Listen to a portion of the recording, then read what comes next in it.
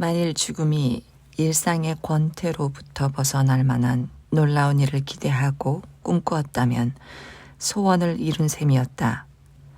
이제 놀랄 만한 일이 생겼으며 이 점에서 이것을 능가할 일은 없었다.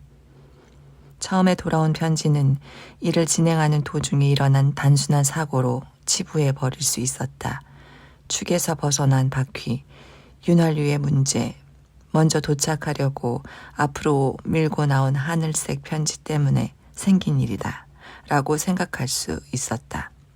간단히 말해 기계 내부 또는 인체 내부에서 일어나는, 그래서 가장 정확한 계산마저 방해하는 그 예기치 않은 일들 가운데 하나가 일어난 것이라고 생각해 버릴 수 있었다.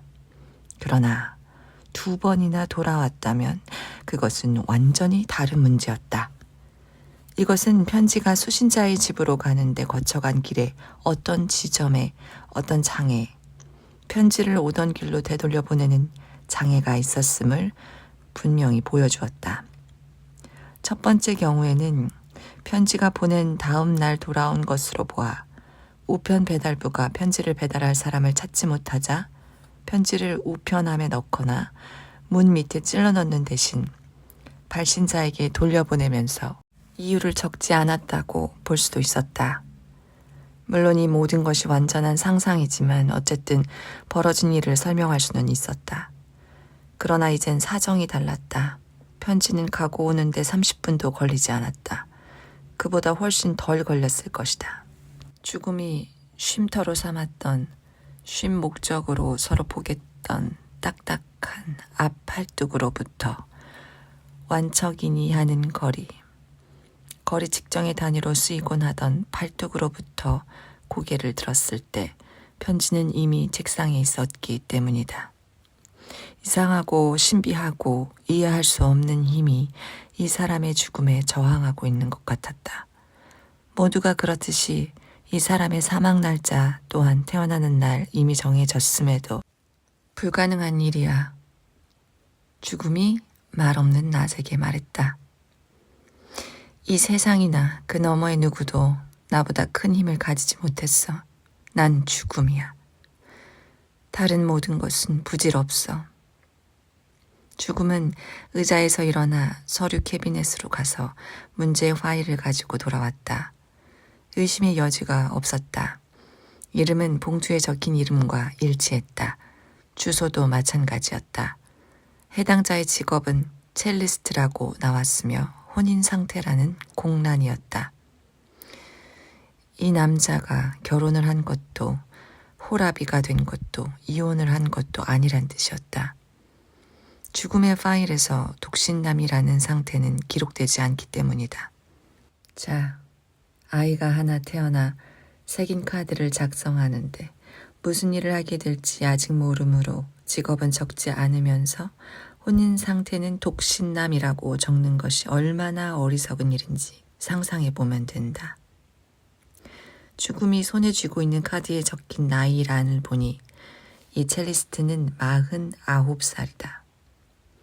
이제 죽음의 자료실이 얼마나 완벽하게 작동하는지 보여주는 증거가 필요하다면 이제 그 증거가 우리한테 있는 셈이다.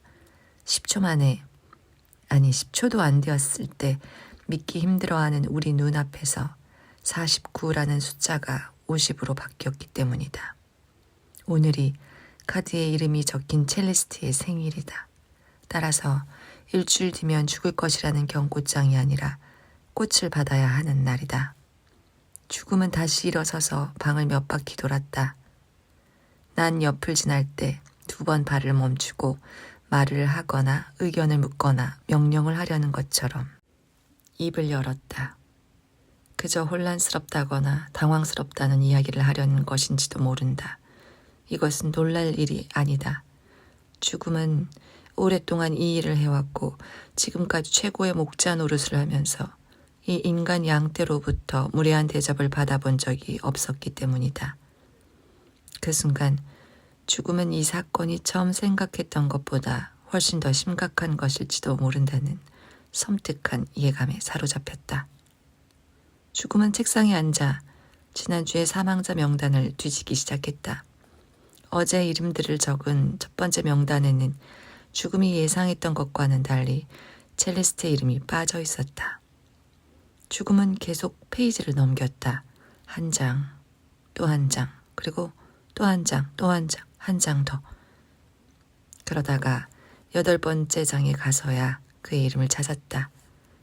그 이름이 어제 명단에 있을 것이라고 생각한 것이 잘못이었다. 죽음은 이제 전례가 없는 추문을 마주하게 되었다. 이틀 전에 죽었어야 할 사람이 여전히 살아있는 것이다. 그것이 다가 아니었다.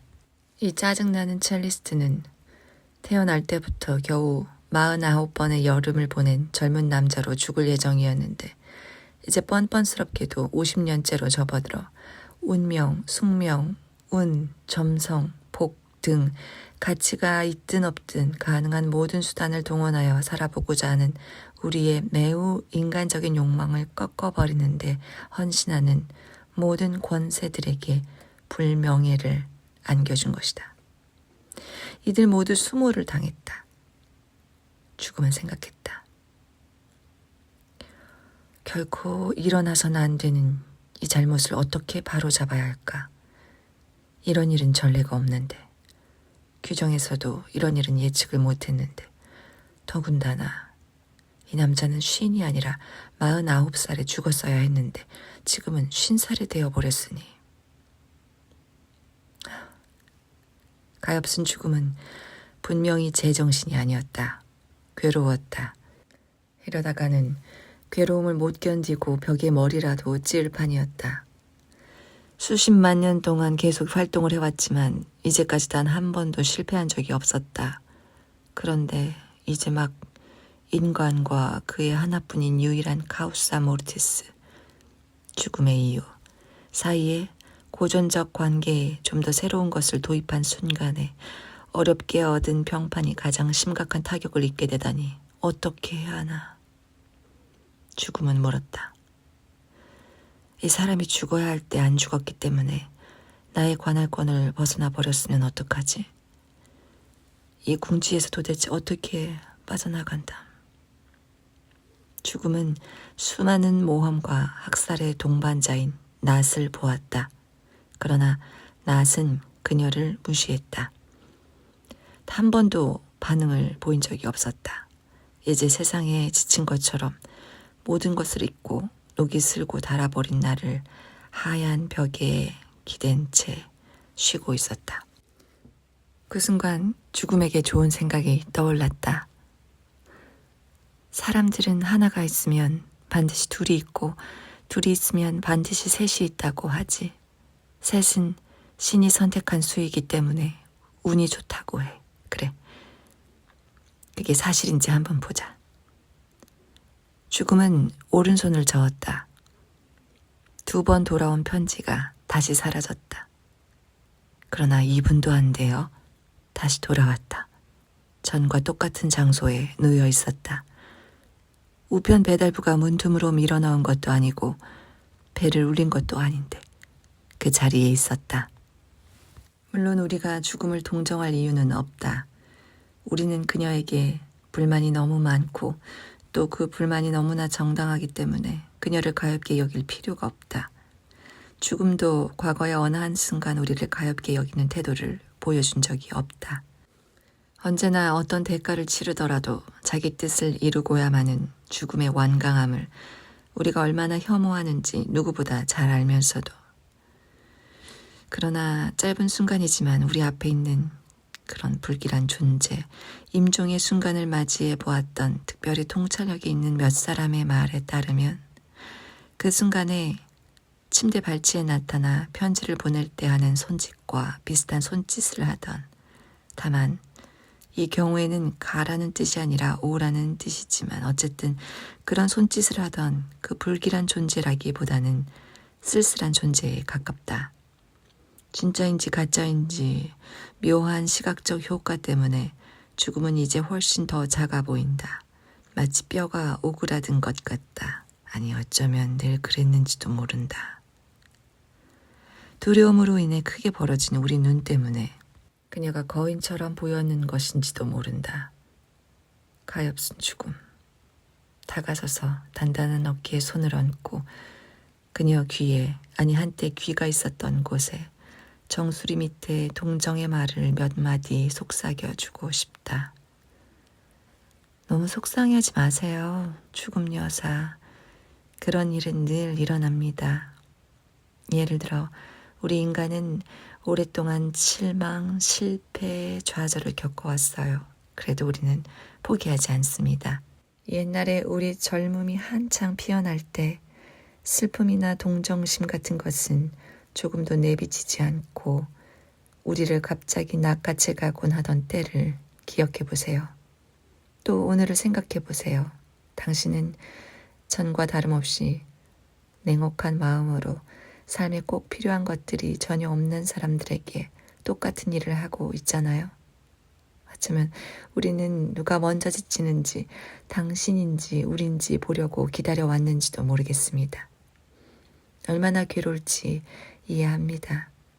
첫 번째 패배가 가장 견디기 힘들죠. 하지만 익숙해질 겁니다. 그리고 곡해하지 말고 들으세요. 나는 이 패배가 마지막이 아니기를 바랍니다. 내가 이렇게 말하는 건 복수심 때문이 아닙니다. 그렇게 한다면 이건 아주 형편없는 복수겠죠. 안 그래요? 내 머리를 자르려는 처형자에게 혀를 내미는 것과 비슷하겠죠.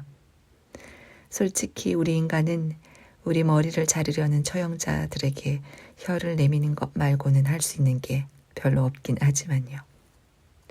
어쩌면 그래서 당신의 현재 곤경에서 어떻게 빠져나오는지 보고 싶은 마음이 간절한 것일지도 모르겠습니다. 편지는 계속 돌아오고 첼리스트는 이제 쉬인이 되었으니 절대 49에는 죽을 수 없는 상황에서 말입니다. 죽음은 짜증스러운 듯 몸을 움직인다.